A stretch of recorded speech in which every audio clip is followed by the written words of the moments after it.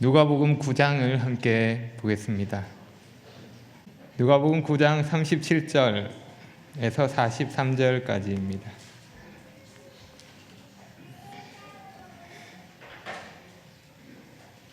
37절부터 제가 읽겠습니다. 이튿날 산에서 내려오시니 큰 무리가 맞을세. 무리 중에 한 사람이 소리질러 이르되 선생님, 청컨대 내 아들을 돌보아 주옵소서. 이는 내 외아들이니이다.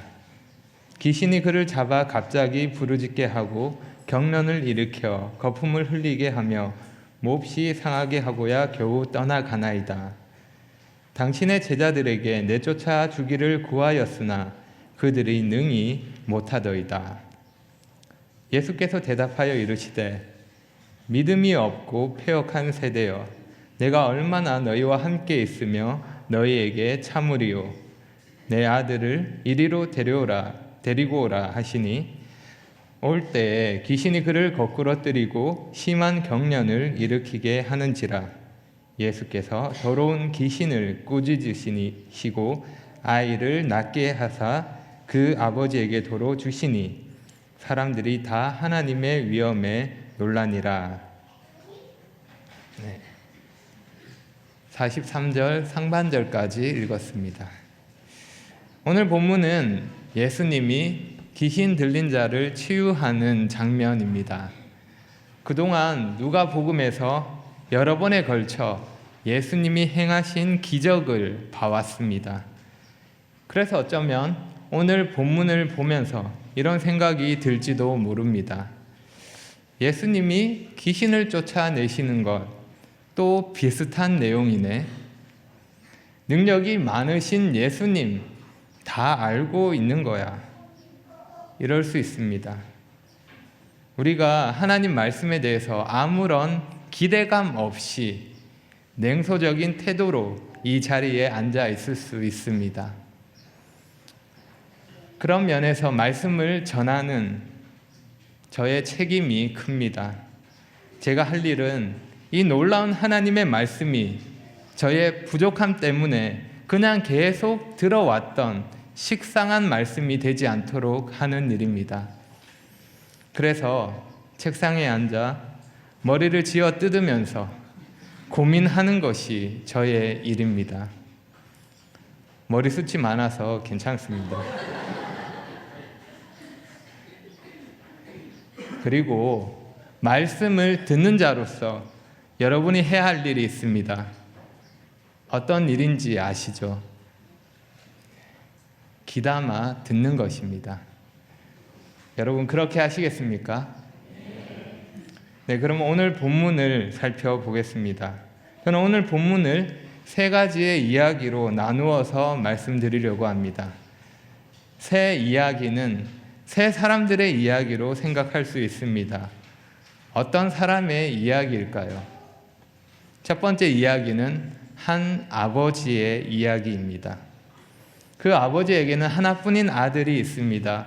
무엇과도 바꿀 수 없는 소중한 아들입니다. 아버지로서 아들이 자라가는 것을 보는 것은 큰 즐거움이자 행복입니다. 그런데 어느 날 아들이 이상합니다. 갑자기 소리를 지르면서 알 수 없는 행동을 합니다. 한동안 거품을 물며 몸을 심하게 떨기도 합니다. 어떻게 할 수가 없습니다.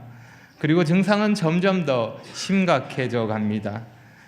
어떨 때는 위험하게 불 속으로 들어가기도 하고 어떨 때는 물 속에 뛰어들기도 합니다. 이를 갈며 스스로 자기 몸을 상하게 합니다. 온 몸이 엉망입니다. 아들을 보고 있으면 가슴이 미어집니다. 어떻게 하면 좋을까요? 아들은 단순히 병에 걸린 것이 아닙니다. 악한 귀신이 아들을 사로잡은 것입니다. 아들을 치료하기 위해 온갖 노력을 다해봤지만 뾰족한 수가 없습니다. 간신히 정말 힘겹게 몸을 추스르게 하면 괜찮은 것 같다가도 또다시 같은 일이 되풀이됩니다. 때로는 무섭기도 합니다. 그렇게 많은 시간이 흘렀습니다. 지나온 시간만큼 아들에게 크고 작은 상처의 흔적들이 쌓여갑니다. 지나온 시간만큼 아버지의 한숨은 커져가고 고통은 깊어갑니다. 언제까지 이런 아픔이 계속될까요? 정말 아무런 희망이 없을까요? 여러분, 이 아버지의 마음이 어떠하겠습니까? 하나뿐인 자신의 아들을 위해서 할 수 있는 것이 뭘까요? 옆에서 움직이지 못하도록 붙들어 주는 일, 몸을 상하게 하지 못하도록 지켜보는 일, 다친 곳을 싸매주는 일, 아버지가 할 수 있는 일이 고작 이런 일 뿐입니다. 시간이 지나면 언젠가 괜찮아질까요? 아이가 나을 수 있을까요? 아버지의 바람은 이것뿐입니다. 아이가 낫게 되는 것. 내 아들이 다시 정상적인 생활을 할 수 있다면 얼마나 좋을까요? 그냥 평범하게 살 수 있다면 뭐든 할 수 있을 것 같습니다. 때로는 이런 생각에 빠지기도 합니다. 왜 아들에게 이런 일이 생긴 걸까? 나에게 문제가 있는 걸까요? 내가 뭔가 잘못해서 그런 걸까요? 그렇다면 제가 그 벌을 받겠습니다. 제발 아들을 살려주세요. 이게 아버지의 마음입니다. 그러는 중에 이 아버지는 너무도 반가운 소문을 듣습니다. 새로운 희망의 소식입니다. 예수라는 이름의 젊은 랍비가 하나님의 권능으로 사람들의 병을 고치며 귀신을 쫓아낸다는 것입니다. 정말 그 랍비가 내 아들을 고칠 수 있을까? 확신할 수 없지만 그자라면 그래도 뭔가 할 수 있지는 않을까? 조금의 가능성이라도 있다면 이러고 있을 수 없습니다. 얼른 그를 만나서 아들을 돌보아 주기를 부탁해야 합니다. 그런 신락 같은 희망을 품고서 아버지는 아들을 데리고 예수님을 만나기 위해 길을 나섭니다. 그리고 드디어 예수님이 계시다는 곳에 왔습니다. 그런데 그분이 보이지 않습니다. 분명 여기 계시다고 듣고 찾아왔는데 그의 제자들만 있고 그분은 보이지 않습니다. 하지만 괜찮습니다. 듣자 하니 제자들도 병을 고치며 놀라운 일을 행한다고 합니다. 지금은 선생님이 안 계시니 제자들에게 부탁해야 하겠습니다. 그래서 아버지는 제자들에게 귀신을 쫓아 주기를 간절히 구합니다. 제자들은 이 아버지의 요청을 거절하지 않고 들어줍니다. 그런데 어찌된 일입니까? 웬걸 아무리 해도 안 됩니다. 제자들은 당황합니다. 이게 아닌데? 사람들 앞에서 이러면 안 되는데? 이 아들을 고치기 위해 제자들이 돌아가면서 용을 쓰지만 안 됩니다. 여전히 귀신은 아들에게서 나가지 않습니다. 아들에게 있는 귀신은 제자들이 어찌할 수 없는 특별한 귀신인 것 같습니다. 아버지에게 그나마 남아있었던 희망이 사라져 갑니다. 이제 다른 방법이 없습니다. 이제 그분밖에 없습니다. 다음 날이 되었습니다. 그리고 드디어 기다렸던 그분이 오셨습니다. 그러자 많은 사람들이 예수님을 만나려고 몰려들기 시작합니다. 이 아버지는 지금 다른 사람의 형편을 살필 만한 처지가 아닙니다. 얼른 그에게 가서 큰 소리 지르며 간절히 도움을 구합니다. 선생님, 간청합니다. 제 아들을 돌보아 주십시오. 하나뿐인 아들입니다. 예수님의 허락하심을 받고 아버지는 아들을 데리고 예수님께 나아갑니다. 그러자 귀신은 마치 최후의 발악을 하는 것처럼 아들을 고꾸러뜨립니다. 예수님은 아이를 괴롭히고 있는 더러운 귀신에게 말씀하십니다. 귀신아, 내가 너에게 명하노니 그 아이에게서 나오고 다시 들어가지 말라. 어떻게 되었을까요? 첫 번째 이야기는 이렇게 끝납니다. 이야기는 원래 이렇게 가장 중요한 순간에 끝납니다. 이어지는 이야기는 잠시 후에 계속됩니다. 여러분, 귀신 들린 아이를 생각해 보십시오. 안타까운 마음이 드십니까? 아이는 귀신에게 사로잡혀서 자신의 의지와 감정과는 상관없는 행동을 합니다. 귀신의 권세 아래서 너무도 비참한 삶을 살고 있었습니다. 그렇게 해서 귀신이 얻으려고 하는 것은 사람을 죄악과 절망의 상태로 몰아가는 것입니다. 그리고 영원토록 멸망당하게 하는 것입니다.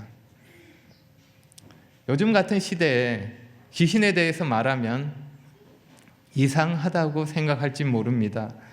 그런데 귀신에 대해서 성경이 말씀하고 있습니다. 귀신은 사람에게 겁주려고 지어낸 옛날 이야기가 아닙니다. 또한 사람이 죽으면 되는 그런 귀신이 아닙니다. 귀신은 하나님을 대적함으로 타락한 천사들입니다. 영적인 존재입니다. 그들은 지금도 그들 나름의 할 일을 열심히 하고 있습니다. 사람들을 사로잡기도 하고 특별한 능력을 나타내기도 합니다.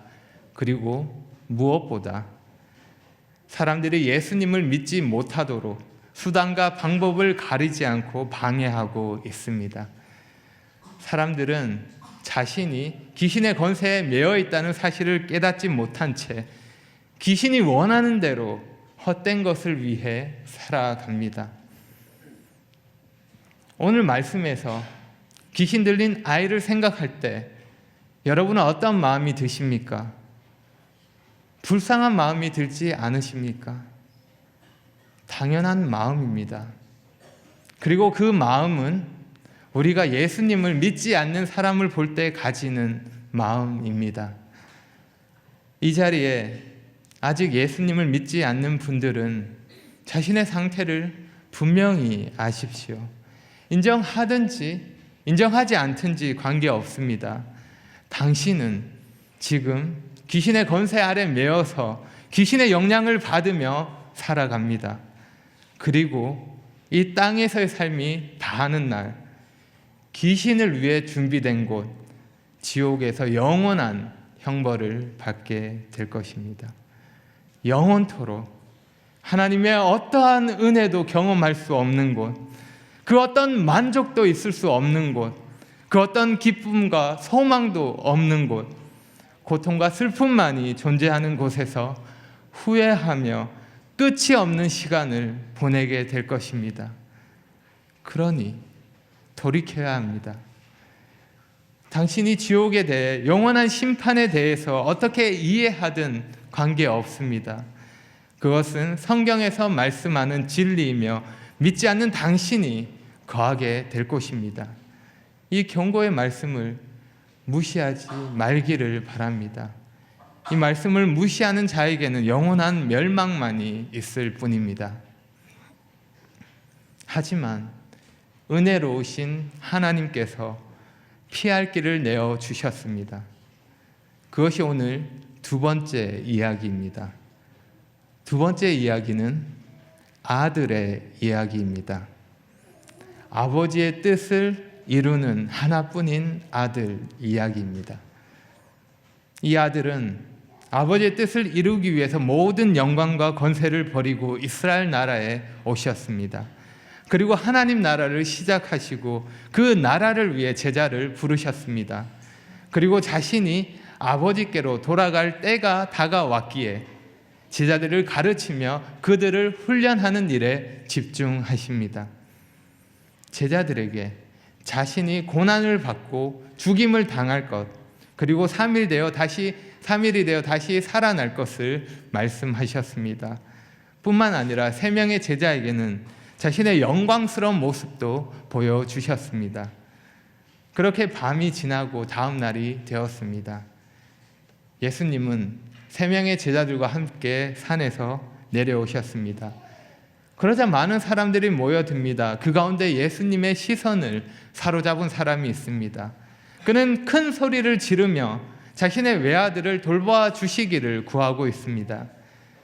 이 사람의 요청에서 그의 간절함과 절박함이 묻어납니다. 특별히 하나뿐인 아들이라는 것이 그의 간구를 더 특별하게 만듭니다. 이전에 예수님은 과부의 하나뿐인 아들을 다시 살려주셨습니다. 그리고 야이로의 하나뿐인 딸을 다시 살려주셨습니다.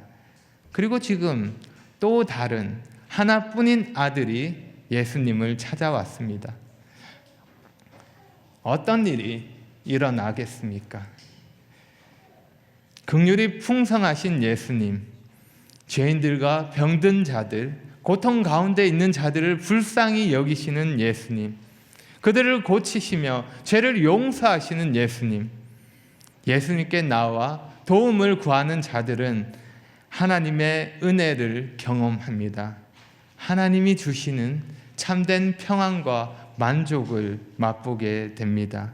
하나님의 놀라운 능력을 보게 되는 것입니다. 예수님은 귀신 들린 아이를 향해 말씀하십니다. 귀신아, 내가 내게 명하노니 그 아이에게서 나오고 다시 들어가지 말라.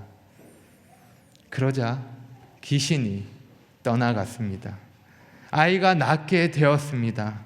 아버지는 귀신에게 사로잡힌 바 되었던 자신의 하나뿐인 아들을 되찾았습니다. 예수님은 말씀만으로 귀신을 쫓아내시는 권위 있는 분이십니다. 예수님은 사람을 불쌍히 여기시며 그의 요청을 거절하지 않는 분이십니다. 귀신에게 사로잡힌 자들, 그 권세에 매여 있는 자들, 예수님은 그 사람들을 귀신으로부터 구할 수 있는 분이십니다. 영원한 멸망에서 구원하시며 참된 안식을 주실 수 있는 분이십니다. 겸손히 예수님께 나오는 자는 그분이 주시는 참 자유를 누릴 수 있습니다. 예수님이 능력을 행하셨을 때 사람들은 어떻게 반응합니까? 사람들이 그 모습을 보고 모두 다 놀랍니다. 무엇에 놀랍니까? 43절을 보면 하나님의 위엄에 놀랍니다. 하나님의 위대하심, 크신 능력에 놀라는 것입니다. 예수님이 능력을 행하셨을 때 사람들은 그 능력이 하나님으로부터 온 것임을 알고 놀랍니다. 하나님의 능력이 나타났을 때 사람들은 놀랄 수밖에 없습니다. 그것은 우리의 생각을 벗어나는 것이며 우리가 할 수 없는 것이기 때문입니다. 그래서 많은 경우 놀라움과 더불어 두려움을 가지기도 합니다. 예를 들어 제가 만약 여기서 피아노를 치면서 찬양을 부른다면 어떨까요? 아니, 피아노를 칠 수 있었어? 하면 놀라시겠죠. 그동안 그런 재능을 숨기고 있었나? 아니면 피아노를 열심히 배웠나 보다 할 것입니다. 그런데 그런 게 아니라 제가 여기서 갑자기 비를 내리게 한다면 어떻겠습니까? 밖에 햇빛이 쨍쨍한데 잔디에 물을 줘야 하니까 10분 동안 비를 내리게 하는 것입니다. 여러분은 어떻게 생각하시겠습니까?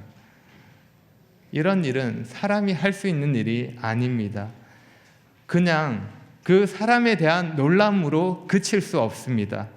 그러한 놀라움은 하나님에 대한 능력임을 알고 하나님을 높이게 되는 것입니다. 우리는 예수님이 능력을 행하시는 장면을 보고 쉽게 이렇게 생각합니다. 아, 예수님이니까 당연히 할 수 있는 일이지. 예수님인데 뭐. 그런데 우리가 놓치지 말아야 할 것은 예수님은 완전한 사람이셨다는 것입니다. 그래서 예수님은 늘 아버지를 의지하며 아버지 하나님 뜻을 구하며 아버지 하나님 도움을 구하셨습니다. 그것은 기도로 나타났습니다. 그것은 그분을 향한 믿음으로 나타났습니다. 그래서 사람들이 예수님의 능력을 보고 하나님께 영광 돌리며 그 하나님의 위엄에 놀랐던 것입니다. 그 능력이 하나님의 능력이라는 것을 알았던 것입니다. 예수님이 임의로 사용하시는 능력이 아니라 하나님이 함께 하심으로 나타나는 능력인 것을 알았던 것입니다. 그렇게 예수님은 늘 하나님께 영광을 돌리며 아버지 뜻에 순종하셨습니다.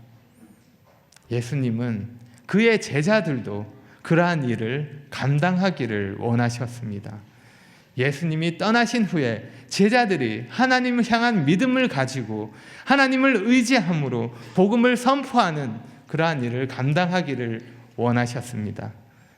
그래서 그들을 훈련시키시고 그들을 가르치셨습니다.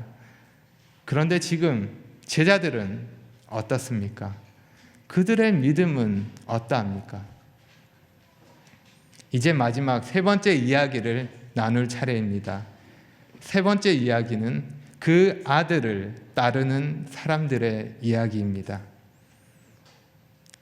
오늘 본문은 예수님의 능력과 권위가 드러나는 사건입니다. 그런데 이 사건은 단순히 예수님의 능력만을 보여주는 것은 아닙니다. 예수님의 능력과 제자들의 무능력이 대조됩니다. 본문 앞의 내용과 함께 생각하면 산 정상에서 드러나는 예수님의 영광과 산 아래에서 드러나는 제자들의 무능함이 크게 차이를 보여주고 있습니다.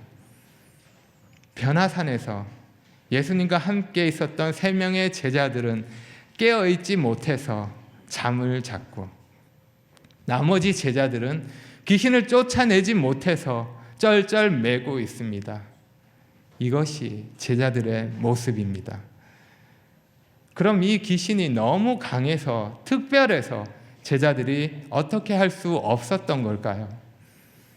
예수님은 당연히 사부님이니까 할 수 있고 아직 숙달되지 못한 제자들은 무리였고 당연한 결과였을까요? 그렇다면 예수님은 제자들을 이렇게 책망하시면 안 되는 일입니다. 하지만 그렇지 않습니다. 제자들이 충분히 할 수 있는 일이었습니다. 그들이 믿음이 부족했기 때문에, 그들이 하나님의 도움을 구하지 않았기 때문에 하지 못했던 것입니다. 누가복음에는 기록되지 않았지만 마태복음에는 그들의 믿음이 부족했음을, 마가복음에는 그들이 기도하지 않았음을 말해줍니다. 결국 하나님을 의지하지 않았기 때문에 믿음이 부족했고 그것이 기도하지 않음으로 나타났던 것입니다. 제자들은 하나님의 능력을 구하지 못했고 하나님의 위엄을 나타내지 못했습니다. 그래서 예수님이 제자들의 믿음 없음을 책망하신 것입니다. 믿음이 없고 패역한 세대여, 내가 얼마나 너희와 함께 있으며 너희에게 참으리요. 사실 제자들은 이미 예수님으로부터 귀신을 쫓아내는 능력을 받았습니다. 9장 1절을 보면 예수께서 12제자를 불러 모으사 모든 귀신을 제어하며 병을 고치는 능력과 권위를 주시고, 어떤 귀신이죠? 모든입니다. 예외는 없습니다. 하지만 제자들은 그렇게 하지 못했습니다. 예수님이 능력을 허락하셨지만 제자들이 그 능력을 사용하지 못했습니다. 여러분, 이런 일이 벌어질 수 있습니다. 제자들이 자신이 가지고 있는 능력을 사용하지 못하는 것입니다. 충분히 발휘할 수 있는 능력을 활용하지 못하고 그냥 묻어두는 것입니다. 예수님은 자신이 허락한 능력을 제대로 발휘하지 못하는 것을 보고 믿음이 없고 패역하다고 말씀하셨습니다. 패역하다는 말은 올바른 길에서 벗어난 것을 말합니다. 예수님이 그의 제자들에게 주신 자원을 그냥 썩히는 일은 올바른 길에서 벗어나는 것입니다. 하나님이 원하시는 일이 아닙니다. 여러분, 오늘 세 번째 이야기, 그 아들을 따르는 사람들의 이야기는 본문에 나오는 제자들만의 이야기는 아닙니다. 지금 우리의 이야기입니다. 우리도 그분을 따르고 있습니다. 때때로 우리는 우리가 가지고 있는 능력을 잊고 지냅니다. 그리고 우리의 대적들, 죄의 세력들이 갖고 있는 힘에 압도되기도 합니다. 그래서 우리가 죄악과 맞서 싸우기에는 부족하다고 생각합니다. 나의 죄에 대해서 너무나 쉽게 어쩔 수 없는 선택이야 라고 말합니다. 나도 다 똑같은 사람인데 뭘, 이렇게 나 자신을 변호합니다. 그러면서 세상의 유혹과 마귀의 공격에 대항하기를 포기하는 것입니다. 그냥 항복을 선언합니다. 내 앞에 있는 적이 너무 강하다고 겁을 먹고 싸울 생각조차 하지 않는 것입니다. 마치 악의 세력에 대해서 이스라엘 백성들 앞에 우뚝 선 골리앗 같은 존재로 생각하는 겁니다. 하지만 여러분, 기억하시기 바랍니다. 결국 골리앗은 쓰러졌습니다. 싸움에서 이긴 것은 다윗입니다. 용감하게 골리앗 앞에 나아가 그와 맞선 다윗은 승리했습니다. 어떻게 그가 승리했을까요? 그가 가진 무기가 무엇이었습니까? 그가 가지고 있었던 무기, 승리를 가져다 준 진짜 무기는 물매가 아닙니다. 다윗이 골리앗에게 말합니다. 너는 칼과 창과 단창으로 내게 나아오거니와 나는 만군의 여호와의 이름 곧 네가 모욕하는 이스라엘 군대의 하나님의 이름으로 네게 나아가노라. 다윗은 살아계시고 능력이 무한하신 하나님을 의지하며 그 앞에 나아갔습니다. 그리고 하나님이 그에게 위대한 승리를 주셨습니다. 전쟁은 하나님께 속한 것입니다. 하나님은 우리에게 승리를 허락하시는 분이십니다. 우리에게 이길 수 있는 능력을 주셨습니다. 우리 주님께서 그 능력의 근원이 되십니다. 우리는 죄에서 승리할 수 있습니다. 아들을 따르는 자들은 패배를 거절할 수 있는 자들입니다. 지금 이 자리에 계신 여러분, 우리는 그 아들을 따르는 자로서 예수님이 그러하셨던 것처럼 세상 속에서 아버지의 뜻을 이루어 나가는 일에 집중해야 합니다. 그러기 위해서 하나님을 의지해야 합니다. 예수님도 한적한 곳을 찾아 하나님 앞에서 기도하는 시간을 가지셨습니다. 중요한 일을 앞두고 항상 간절히 기도하셨습니다. 그리고 하나님의 능력을 의지하는 가운데 권능으로 그 악한 세력을 쫓아내며 물리치셨습니다. 하나님의 말씀을 선포하며 진리를 이 땅 가운데 전하셨습니다. 하나님 나라를 이루어 가셨습니다. 우리도 그분의 본을 쫓아서 하나님 향한 믿음으로 그분을 의지함으로 죄와 눈에 보이지 않는 악한 영들과의 싸움에서 승리하기를 선택해야 합니다. 하나님이 우리에게 허락하신 무엇과도 비교할 수 없는 놀라운 자원이 우리에게 있습니다. 우리에게 주님이 계십니다. 주님이 우리의 힘이 되십니다. 주님이 우리의 소망이 되십니다. 주님이 우리의 지혜가 되시고 우리의 능력이 되십니다. 그 주님을 붙드시기 바랍니다. 주님을 바라보고 주님이 나와 함께 하심을 믿으시기를 바랍니다. 그리함으로 주님을 통해서 하나님이 주시는 놀라운 능력을 삶으로 경험하며 승리하는 우리 모두가 되기를 바랍니다. 기도하겠습니다.